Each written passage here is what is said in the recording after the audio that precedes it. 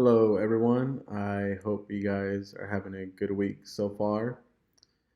This is week 6. We are getting close to the finish line. It's been an exciting run so far, but yeah, today we are discussing Daniel Cohen's For Argument's Sake.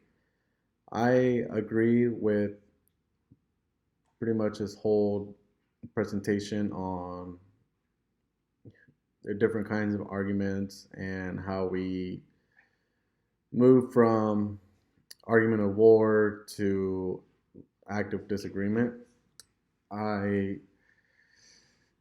think naturally, for me, like, growing up in a household of 11 siblings and being one of the youngest one, I kind of had to fend for myself a lot. So naturally, I transitioned as I got into my adulthood, not to the point where it's like no is no and I'm always like right kind of sense, but more like naturally when there's a disagreement, I try to get into the argument of war of like, you know, I'm right because X, Y, and Z, and this is my evidence. And I've noticed even though like I have valid proof to back up my reasoning, it hasn't worked out the sense, and it's something I've been slowly transitioning out of, and I've noticed with my peers, it's the message or argument I'm trying to convey has flown,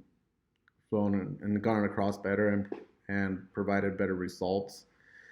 So yeah, I could see how the argument of war is the most common. I also appreciated how he mentioned that he considered himself a philosopher, and I couldn't help but think of the philosophy class I took.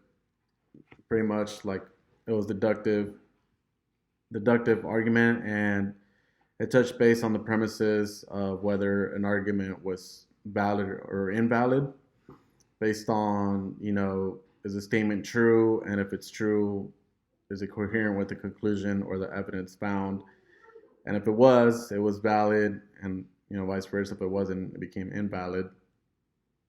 And we use this basic fundamental before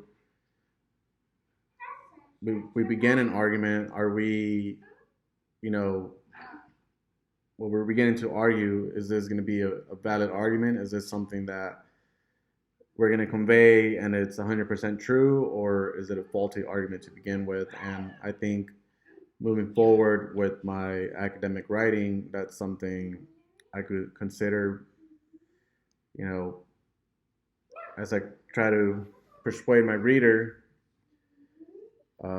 First of all, is this a valid argument or invalid argument, and how can I be more empathetic of the reader to transition to an active disagreement conversation where we both walk away with a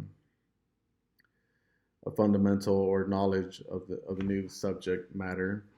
But yeah, this was a short video and really useful. Definitely gonna apply it for the next paper, written paper number 5, and I'm looking forward to seeing the rest of you guys' response.